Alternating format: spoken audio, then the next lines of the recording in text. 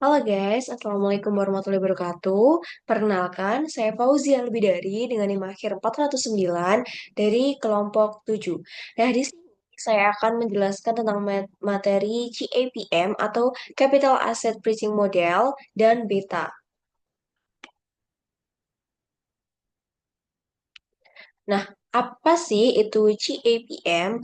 Nah, CAPM itu merupakan model penetapan harga aset modal, di mana model ini memberikan sebuah prediksi yang tepat tentang hubungan antara risiko suatu aset dan pengembalian yang diharapkan.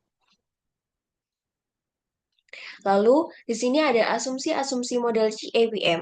Nah, sebuah investor itu mempunyai waktu satu periode yang sama. Nah, semua investor itu mengambil keputusan investasi berdasarkan pertimbangan nilai return ekspektasian dan defisiensi standar return dari portofolionya. Skema investor mempunyai harapan yang beragam terhadap faktor-faktor input yang digunakan dalam mengambil keputusan portofolio. Sebuah investor itu saling meminjamkan atau meminjam sejumlah dana dengan jumlah yang tidak terbatas pada tingkat suku bunga bebas. Lalu di sini ada equilibrium pasar modal. Equilibrium pasar terjadi jika harga-harga aktiva berada di tingkat yang tidak dapat memberikan insentif untuk melakukan perdagangan spekulatif. Ini diungkapkan oleh Jones pada 1995. Implikasinya, semua investor memilih untuk portofolio pasar. Nah, portofolio pasar ini merupakan portofolio aktiva yang berisiko optimal. Next, di sini ada garis pasar modal atau capital market line. Di sini tuh garis pasar modal itu menggambarkan hubungan antara return harapan dengan risiko total dari portofolio efisien pada pasar yang seimbang.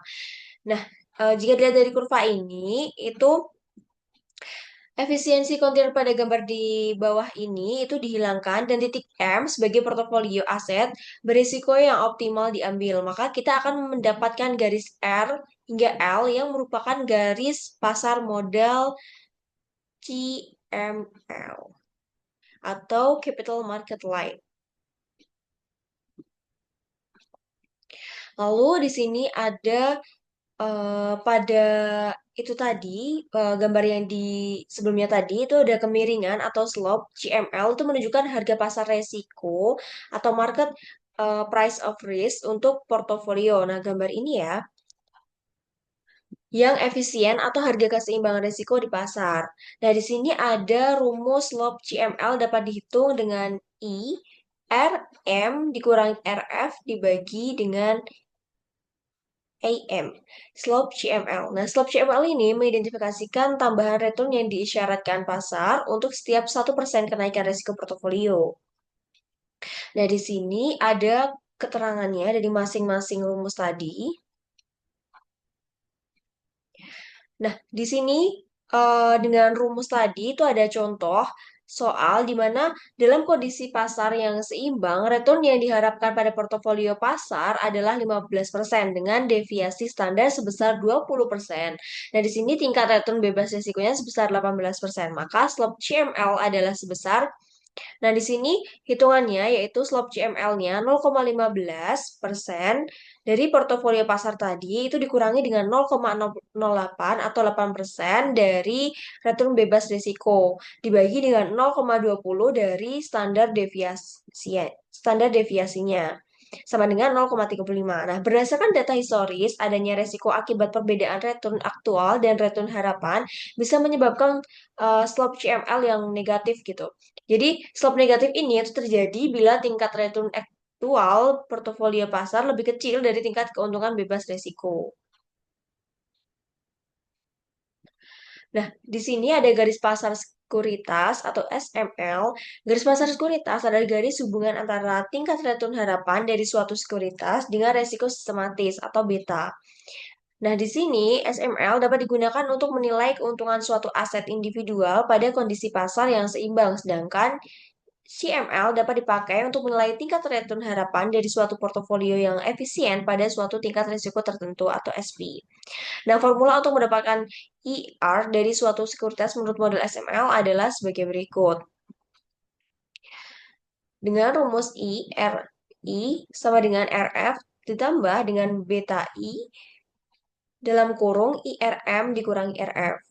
atau seperti beta di bawah ini.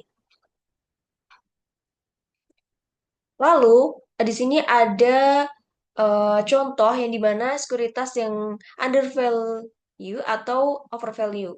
Nah, contohnya pada soal diasumsikan beta saham PT Gudang Garam adalah 0,5 dan tingkat returnnya eh, dengan sebesar 1,5. Nah, tingkat return pasar harapan diasumsikan sebesar 2%. Dengan demikian, maka tingkat keuntungan yang disyaratkan investor untuk saham PT Gudang Garam adalah dengan rumus yang tadi itu sama dengan 0,015 ini 0,015 ini ditambah dengan 0,5 di dalam kurung 0,02 dikurangi 0,015 hasilnya 1,75%. Nah, di sini secara teoritis itu harga sekuritas seharusnya tuh berada pada SML karena titik-titik pada SML itu menunjukkan tingkat return harapan pada suatu tingkat risiko sistematis tertentu. Nah, jika tingkat return harapan tidak berada pada SML, maka sekuritas tersebut itu undervalue atau overvalue. Nah, di sini ada gambar ini bahwa terlihat bahwa sekuritas A itu terletak di atas SML dan dinilai sebagai sekuritas yang ternilai rendah atau undervalue karena tingkat return harapan atau IRA-nya itu lebih dari return yang diisyaratkan atau investor di IRA. Sedangkan sekuritas B di sini itu terletak di bawah SML sehingga sekuritas B itu dikatakan ternilai lebih overvalue gitu. Selanjutnya ada contoh penggunaan CAPM itu yang pertama anggap bahwa tingkat return bebas resiko itu 10% dan return harapan pasar ada 18%. Jadi jika saham YOU itu mempunyai beta 0,8, berapakah return disyaratkan berdasarkan CAPM? Nah, di sini ada KI di mana 10% tadi itu dari bebas resiko atau return bebas resiko ditambah dengan 0,8 ini dari betanya dikali 18% dikurangi 10%. 18%-nya tadi dari return harapan pasar ya. Itu sama dengan 16,4%. Lalu yang kedua, ini tuh anggap return bebas risiko adalah 10%, return harapan pasar adalah 18%.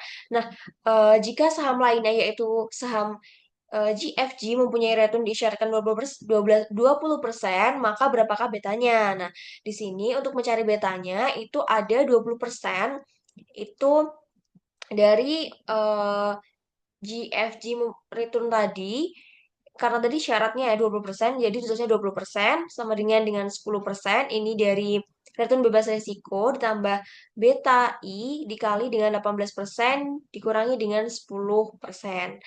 Di sini terjawab di sini terjawab 10% sama dengan beta I dikali dengan 8%. Beta I-nya yaitu 1,25.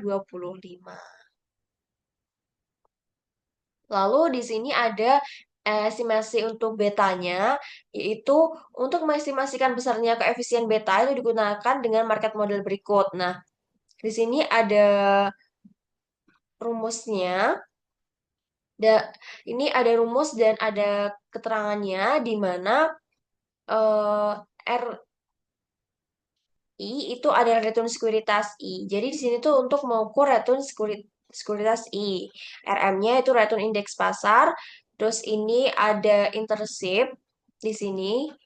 Dan di sini ada slope dan ada random residual error. Lalu di sini ada contoh pengestimasian beta ya. Ini yang pertama, investor itu mempunyai data return saham pada UUU dan return pasar selama 5 bulan terakhir sebagai berikut. Nah, pada bulan Juni itu return saham UU-nya itu 0,4, return pasarnya 0,3. Juli itu return sahamnya 0,1 dan return pasarnya 0,1. Agustus return sahamnya ada 0,05 minus 0,05 dan return pasarnya ada minus 0,1. Pada September itu return sahamnya 0 dan return pasarnya minus 0,05. Oktober pada return sahamnya 0,4 dan return pasarnya 0,2.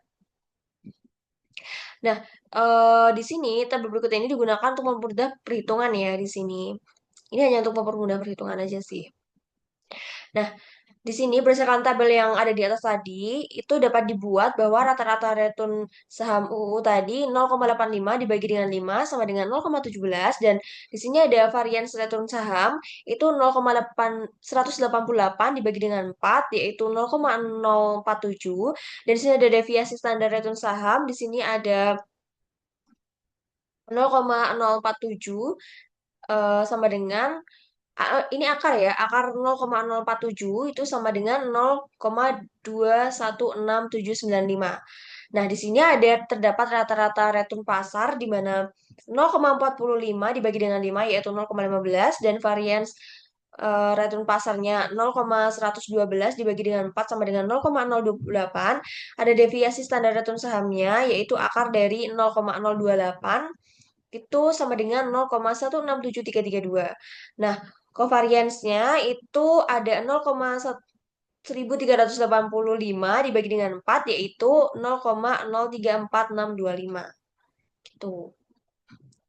Lalu di sini ada contoh pengestimasian beta 3 dengan menggunakan persamaan beta I tadi. Tuh, untuk keterangan ininya sudah ada di belakang tadi ya. Nah, di sini ada beta saham UU dihitung sebagai berikut, yaitu 0,034625 tadi, dibagi dengan 0,028 sama dengan 1,236607. Sedangkan intercept-nya dihitung dengan menggunakan rata-rata return sekuritas dari perkalian beta dengan rata-rata return pasar. Di mana di sini ada 0,17 sama dikurangi dengan dalam kurung 1,236607 dan eh, dikali dengan 0,15 hasilnya 0,059. Nah, di sini ada faktor-faktor yang mempengaruhi keakuratan estimasinya beta tadi. Yang pertama, yaitu estimasi beta tersebut menggunakan data historis. Nah, hal ini tuh secara implisit itu berarti bahwa kita tuh menganggap apa yang terjadi pada beta masa lalu akan sama dengan apa yang terjadi pada beta masa datang. Yang kedua, garis karakteristik dapat dibentuk oleh berbagai observasi dan periode waktu yang berbeda, dan tidak ada satupun periode dan observasi yang dianggap tepat. Nah, dengan ini, estimasi beta untuk satu sekuritas itu dapat berbeda karena observasi dan periode waktunya itu yang digunakan juga berbeda gitu loh. Terus yang ketiga itu ada nilai A dan B yang diperoleh dari hasil regresi tersebut tidak terlepas dari adanya error. Ya, jadi bisa ada kemungkinan error gitu. Sehingga bisa terjadi estimasi beta tidak akurat karena A dan B tidak menunjukkan nilai yang sebenarnya. Baiklah, sekian presentasi dari saya. Semoga bermanfaat. Assalamualaikum warahmatullahi wabarakatuh.